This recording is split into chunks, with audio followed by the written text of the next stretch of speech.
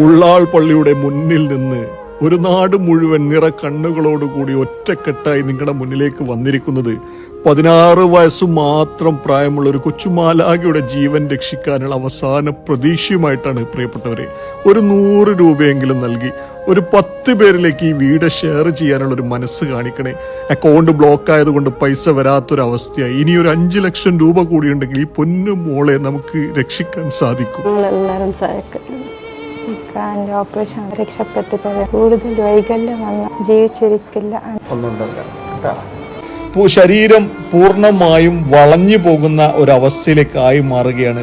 വളരെ എമർജൻസിയായി നട്ടലിന്റെ ഭാഗത്ത് ഒരു സർജറി നടത്തി അത് പൂർണ്ണ രൂപത്തിലേക്ക് കൊണ്ടുവന്നില്ലെങ്കിൽ ഈ മാലാഖ പിന്നീട് പൂർണ്ണ വൈകല്യത്തിലേക്ക് എത്തിമാറാനുള്ള സാഹചര്യം കൂടുതലാണ്. എത്രയും എമർജൻസിയായി സർജറി നടത്തണം. സർജറിക്ക് ഹോസ്പിറ്റലിൽ നിന്ന് അറിയിച്ചിട്ടുള്ളത് 10 ലക്ഷം രൂപയോളം ചെലവ് വരുമെന്നാണ്. മംഗലാപുരം തേജസ്വിനി ഹോസ്പിറ്റലിലെ കാസർഗോഡ് ജില്ലയിലെ മഞ്ചേശ്വരം താമസിക്കുന്ന മസൂഫ എന്ന് പറയുന്ന 16 വയസ്സ് മാത്രം പ്രായമുള്ള കഴിയുന്ന എല്ലാവരും നല്ല സഹായം ചെയ്തു കൊടുക്കുക. അള്ളാഹു കബൂലാക്കട്ടെ.